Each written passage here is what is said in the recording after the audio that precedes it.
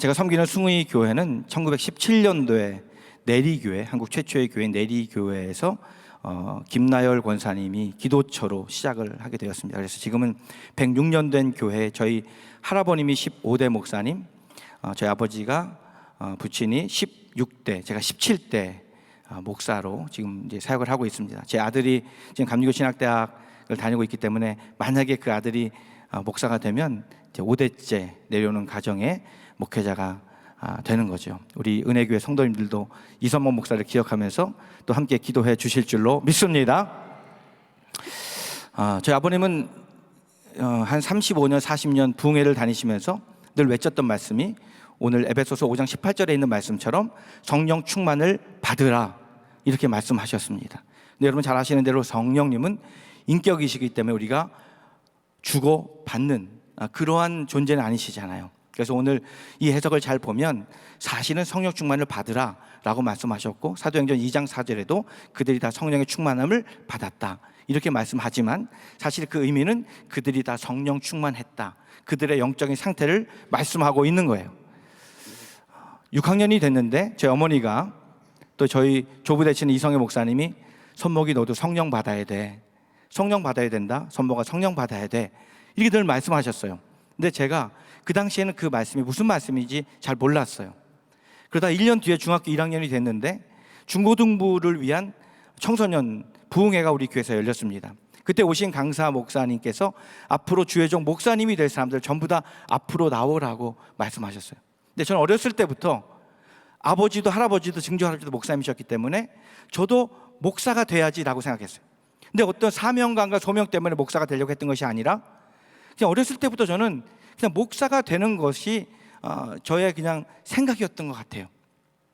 그래서 그때도 별 생각 없이 목사가 될 사람들 앞으로 나오라고 하니까 나갔습니다. 그래서 나가서 같이 막 기도를 하는데 저는 기도하다가 더 이상 기도할 게 없어서 기도를 그쳤어요. 그런데 보니까 옆에 계신 선배님들이 계속해서 기도하는 거예요. 그러면서 저도 더 기도해야 되나 보다 하고선 이렇게 더 기도할 때 막 기도하는데 강사님하고 저희 아버님이 오셔가지고 안수를 하시는 거예요. 그때 성령님이 내 안에 들어오셔서 역사하셨어요. 할렐루야. 그래서 제가, 제 어머니가 또 저희 조부 되신 이성애 목사님이 선목이 너도 성령 받아야 돼, 그 말씀 하셨던 것이 뭔지 몰랐는데 성령이 내 안에 역사하시는 것을 제가 직접 경험하고 나니까 이게 바로 우리 어머니가, 우리 할아버지가 말씀하셨던 것이구나. 나중에 성경을 찾아보니까 사도행전 8장 17절에 예수 그리스도의 제자들이 복음을 전하고 안수함에 그들이 성령을 받은지라, 이렇게 말씀이 나오더라고요. 그러니까 안수를 할 때 성령이 내게 임하는 거예요. 오늘도 마찬가지로 여러분 이 안수를 할 때, 오늘 제가 안수를 하지는 않지만 안수를 받다가 성령 받는 분들이 생기는 것입니다. 그래서 제가 오늘 언제 어떻게 성령을 받는지에 대해서 그 말씀을 좀 나누고자 합니다. 그 말씀을 나누기 전에 성령 충만에 대한 그 개념을 잠깐 설명하고 말씀을 계속해서 나누고자 합니다. 첫 번째, 성령 충만하다라고 하는 것은 다른 말로 말하면 하나님의 영이 내 안에 충만하다, 이런 뜻이잖아요. 그래서 그것을 우리는 말씀 충만이라고도 하는 거예요. 그래서 성령 충만은 곧 말씀 충만이다, 이렇게 말할 수 있습니다. 한번 저를 따라해 봅니다. 성령 충만이, 큰 소리로 하시겠습니다. 성령 충만이 말씀 충만입니다. 할렐루야. 그러니까 목사님, 제가 은혜 한인교회를 모델로 삼고 있어요. 그래서 제가 이 교회 와서 은혜를 많이 받았기 때문에 우리 숭의교회 성도들에게도 은혜 한인교회 자랑을 많이 해요. 그러면서 정말 이 영적으로 통한다고 하는 거 있잖아요. 그래서 제가 은혜 한인교회 올 때마다 은혜 많이 받았는데 부족한 종이 왔지만 여러분 오늘도 동일하게 데살로니가전서 2장 13절에서 사도 바울이 하나님께 감사했던 이유 중에 하나가 뭡니까? 바로 설교를 할 때마다 그것을 사람의 말로 받지 않고 하나님의 말씀으로 그들이 받았다는 거예요. 할렐루야. 그래서 오늘도 여러분 제가 말씀을 전할 때 저 인천에 있는 숭의감리교회 이선목 목사가 말씀을 전한다고 생각하지 마시고 하나님께서 여러분에게 필요한 말씀을 지금 이 강단을 통해서 주신다고 여러분들 믿고 이 말씀을 들을 때 여러분 각자에게도 놀라운 은혜의 역사가 일어나게 될 줄로 믿습니다. 성령 충만은 다른 말로 말씀 충만이다.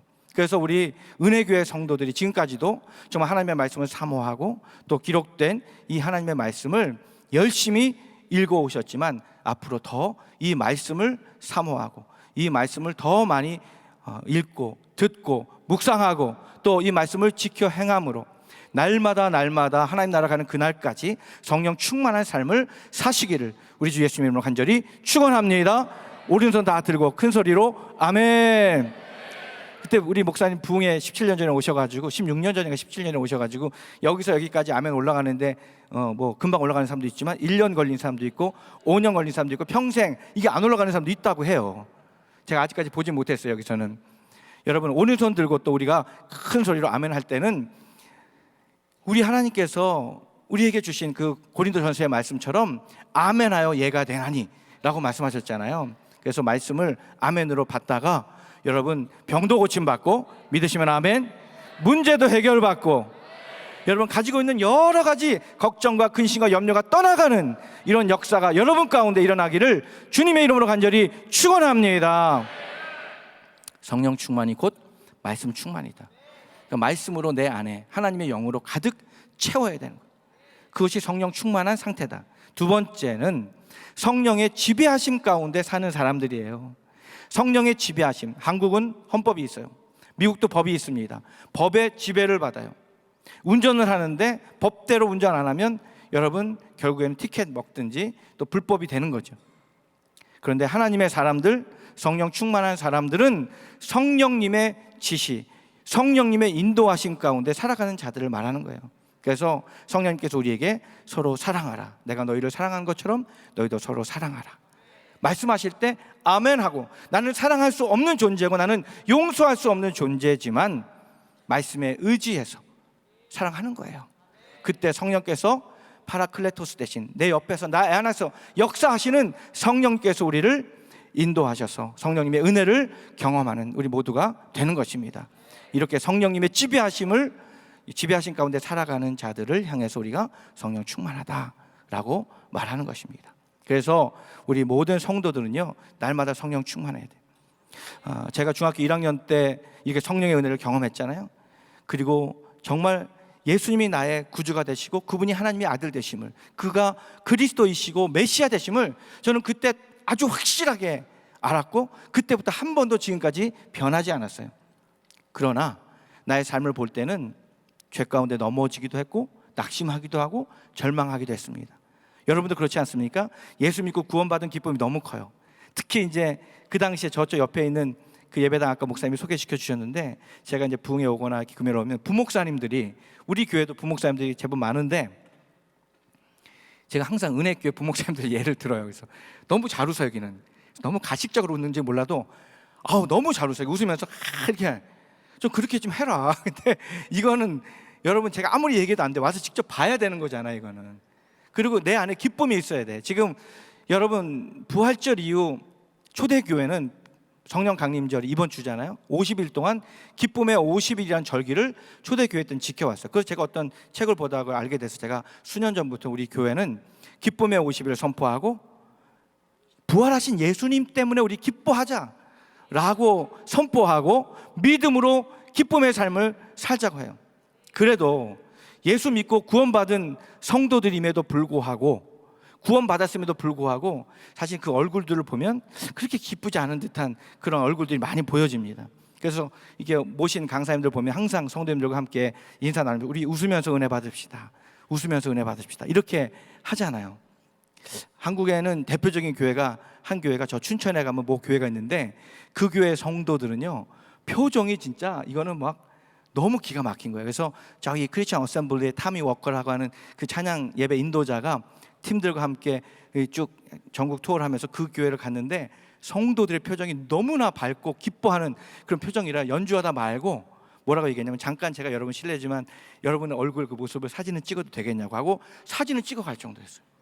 그래서 사실은 예수 믿고 구원받은 성도들은 날마다 그렇게 기뻐해야 되잖아요. 항상 기뻐하라고 그랬잖아요. 근데 그것은 우리 힘으로 되는 것은 아니죠. 물론 우리가 노력은 해야 돼. 제 외삼촌이 유명한 합창 지휘자인 윤학원 교수님이세요. 그래서 그 아들 되는 윤우준 교수님은 지금 국립합창단을 지휘하는데, 윤학원 교수님이 항상 집에서 나갈 때 거울을 한번 보고 자기 얼굴 표정을 보고 쫙 웃고 연습하셨대요. 연습해서 하는 거죠. 그러니까 여러분 우리가 연습도 할 필요가 있어요. 그리스도인답게, 구원받은 성도답게. 한번 따라 해볼까요? 구원받은 성도답게, 그리스도인답게. 여러분이 그렇게 살아간다면 여러분의 그 모습을 통해서도 여러분의 있는 삶의 현장에서 하나님 영광 받으시고 여러분을 통해서 여러분 전도의 문이 활짝활짝 열리게 될 줄로 믿습니다. 근데 기쁨이라는 것은 노력은 해야 되지만 노력만으로 되는 건 아니라 내 안에서 역사하시는 성령님께서 우리를 통해서 기쁘도록 인도하시기 때문에 나도 모르게 웃음이 나오고 나도 모르게 기뻐지고 근심과 걱정과 염려가 사라지는 이런 은혜가 있는 거죠.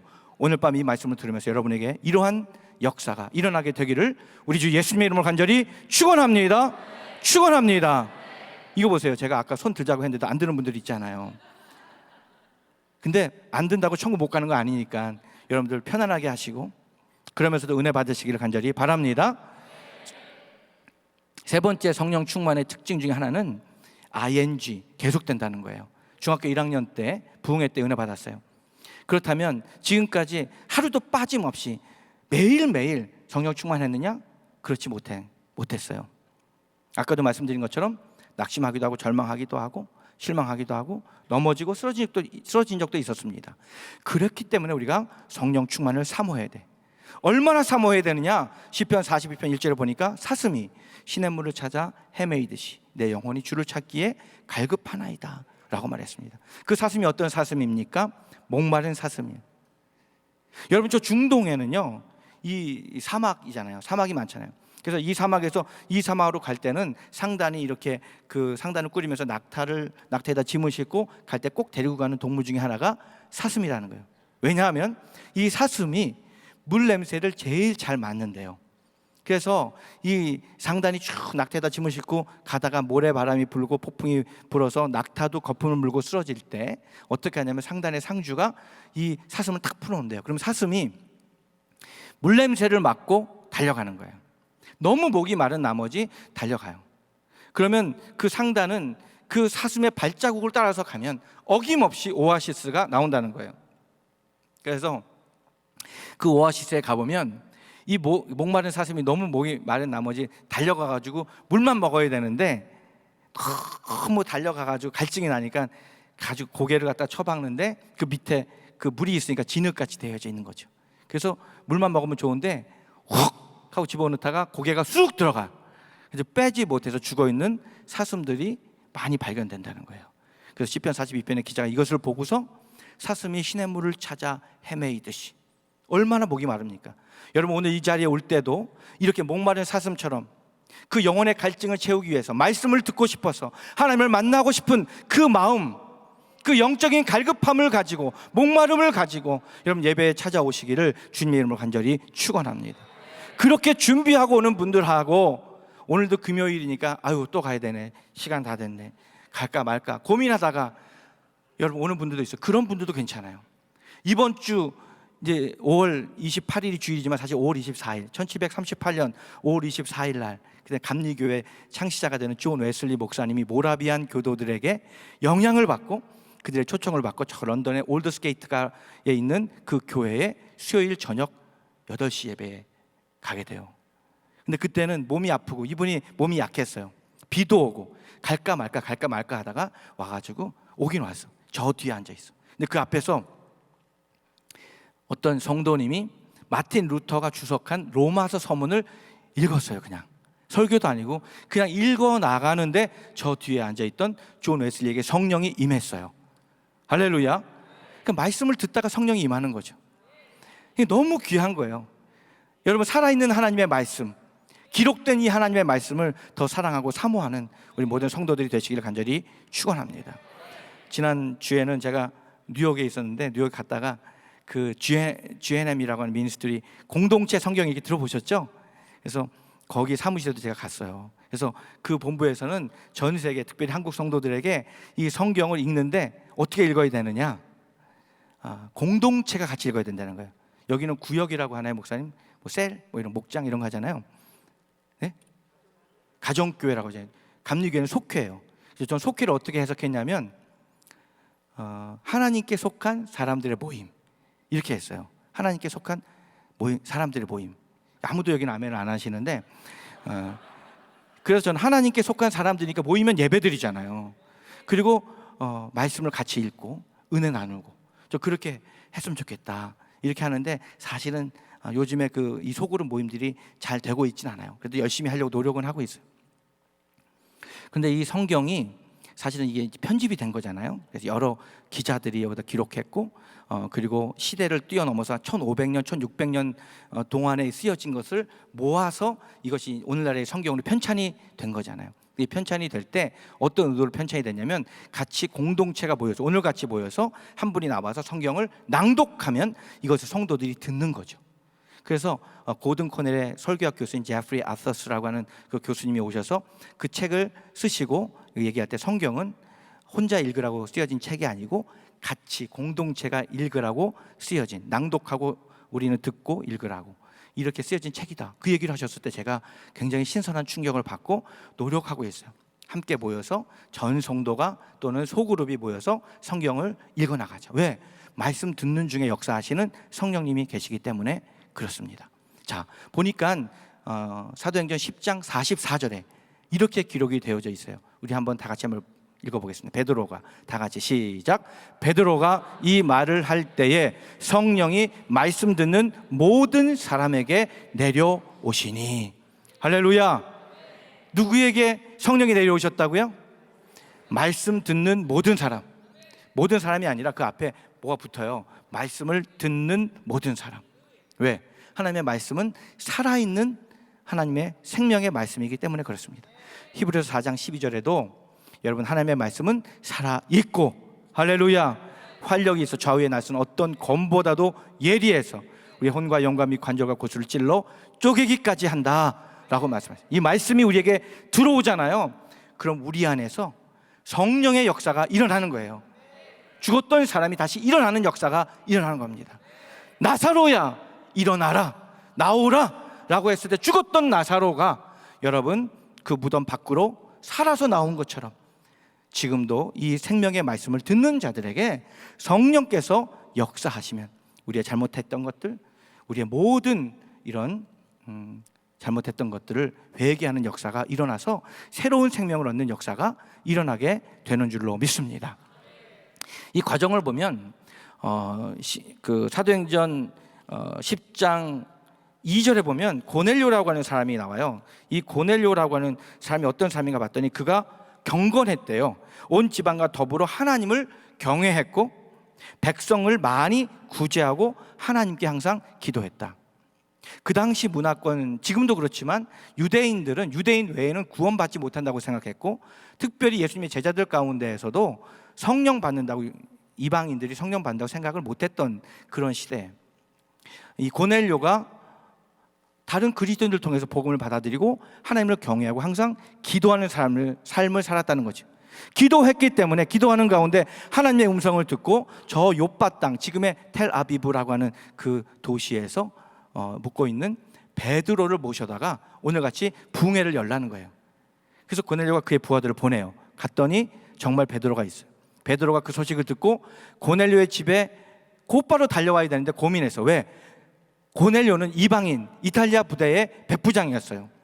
더군다나 그 당시 문화권 가운데서 백부장은 100명의 부하를 거느린 그냥 대장이 아니라 그 당시 전쟁은요 지금같이 총이나 뭐 폭탄을 던져서 이렇게 싸우는 전쟁이 아니라 직접 가서 육박전하는 거예요. 칼로 찔러 죽이는 거예요. 방패로 맞고 이런 겁니다. 그러니까 싸움을 굉장히 연습을 많이 해서 잘해야 돼. 그런 전쟁에 나가서 적어도 100명 정도를 죽여본 사람이 백부장이 된다는 거예요. 1000명 이상을 죽여본 사람이 천부장이 된다는 거예요. 여기 미국에 계신 분들은 다 좋은 나라, 정말 전 세계에서 가장 부자 나라에 와서 살기 때문에 닭 한 마리 잡아본 분이 없을 거예요 아마. 권사님, 나이 많이 드신 권사님들 시골에 사실 때 닭 잡아보신 분 계시죠? 여기 EM에 있는 청년들이 아무리 키가 크고 막 힘이 세도 닭을 못 잡을걸요? 할머니들 어떻게 잡냐면 모가지 딱 잡아가지고 삑 비틀어가지고 쭉 뽑아요. 닭도 못 잡아요, 진짜 닭도. 근데 사람을 죽이는 이거는 아무나 할 수 있는 게 아니죠. 근데 그러한 부대의 백부장이에요. 그 사람이 하나님의 자녀가 되어서 하나님을 경외하고 또 많은 사람을 구제하고 하나님께 항상 기도했다. 그래서 그 베드로를 이렇게 초청했을 때 어떻게 초청했냐면요, 자기 혼자 와 있었던 게 아니에요. 그 가족들을 다 초청했어요. 그리고 친척들을 초청했어요. 친구들 초청했어요. 부흥회는 이렇게 하는 겁니다. 우리 은혜 한인교회도 부흥회를 제가 알기로는 많이 하는 교회로 알고 있어요. 제가 섬기는 숭의교회도 부흥회를 많이 해요.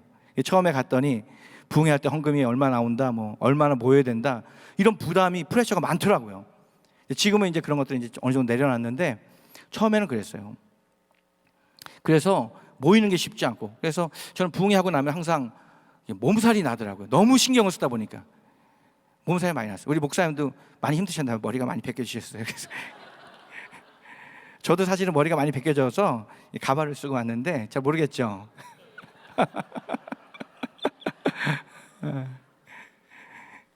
사실은 그래요. 담임 목사님의 그 사역은 또 우리 성도님들이 다 알지 못하죠. 그렇기 때문에 교회는 담임 목사님을 위해서 더 많이 기도해야 될 줄로 믿습니다. 또 우리 장로님들, 부목사님들, 사역자들을 위해서 기도하는 은혜교회. 제가 예전에 여기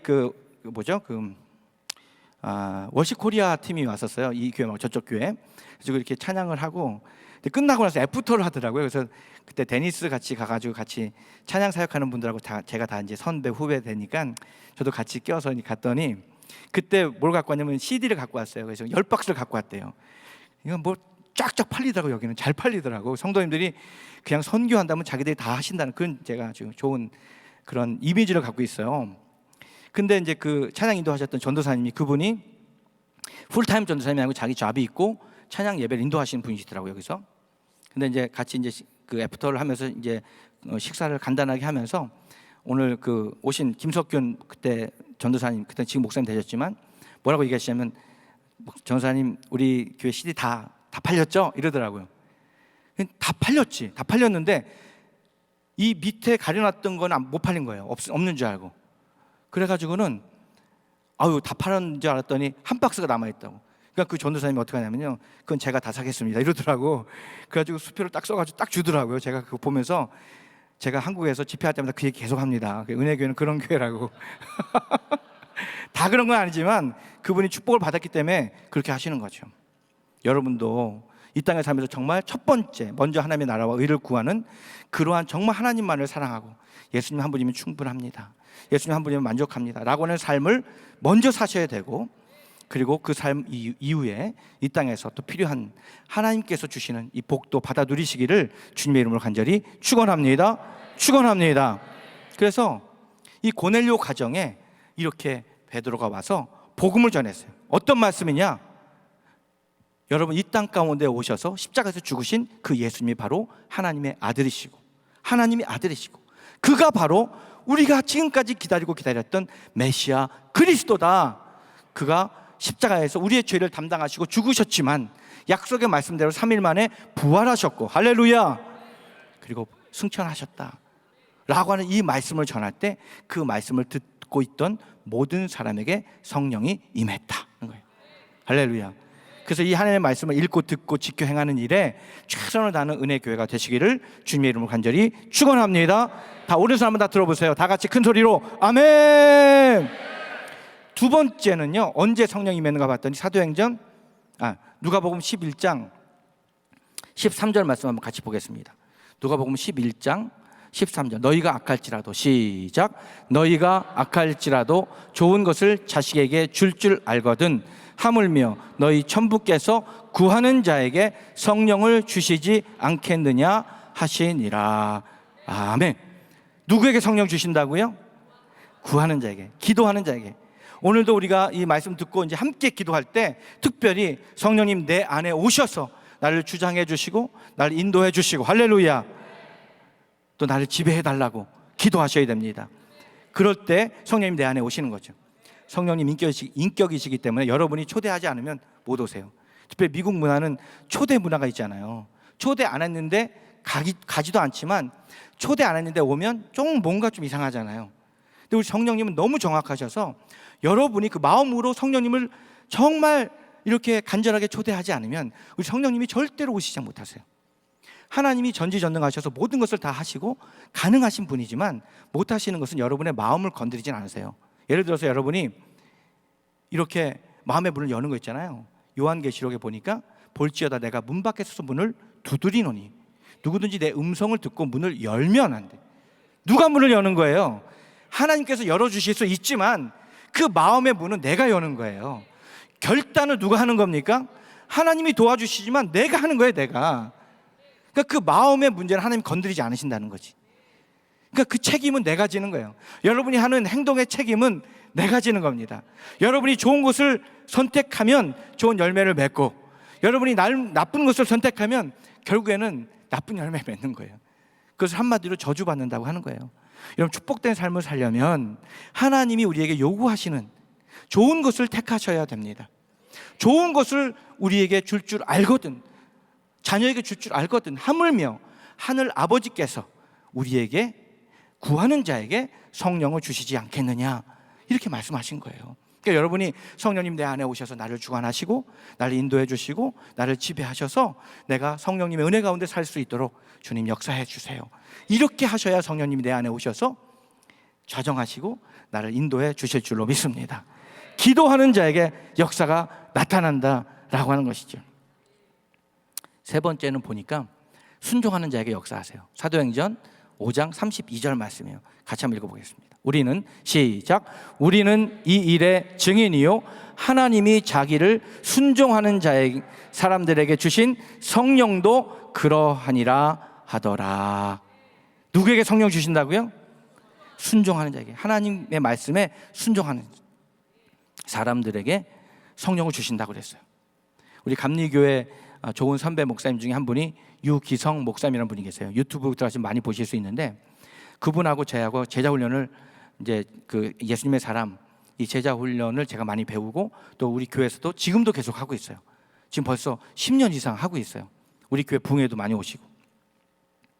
그때 성령 충만에 대한 말씀을 하시면서 이 간증을 하셨어요. 자기가 부산에 있는 부산 제1교회를 섬길 때, 우리 감리교회는 중부지방 이상, 그러니까 충청도, 강원도, 경기도, 서울, 여기는 감리교회가 많은데 경상도, 전라도에는 선교사님들이 들어오면서 구역을 정하셨대요. 그래서 그 밑에는 장로교가 많거든요.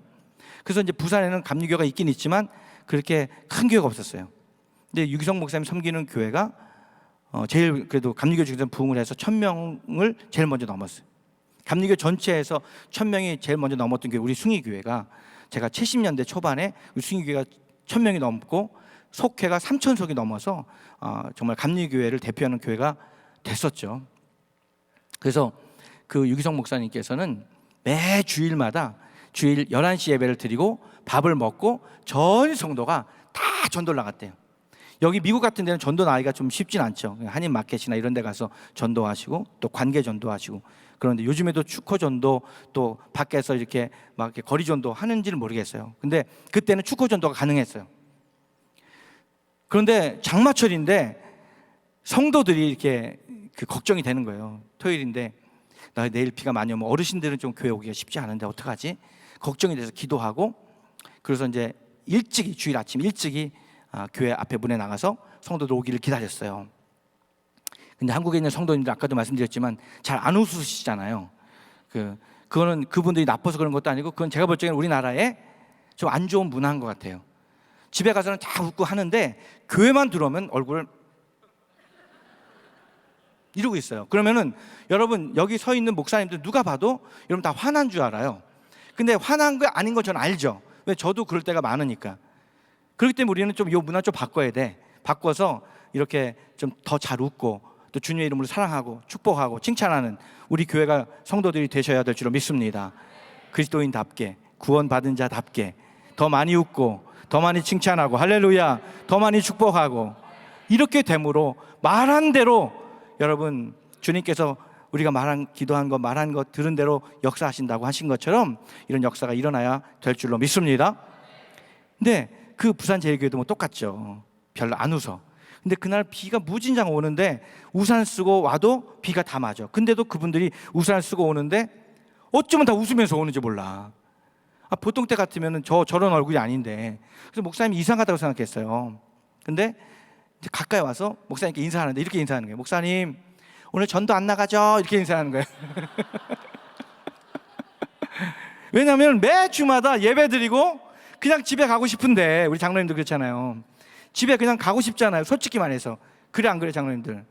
앞에 안 들리시나 봐 잘.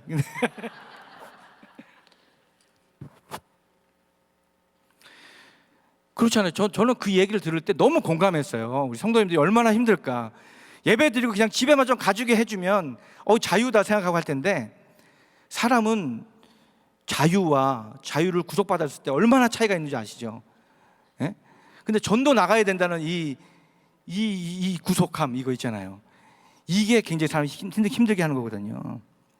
유기성 목사님 기도하시는 분이고, 그래서 이제 설교를 마치고 광고 시간에 유 목사님 보면 참 조용하시고 말씀을 차분하게 하시거든요. 그래서 이렇게 얘기하셨어요.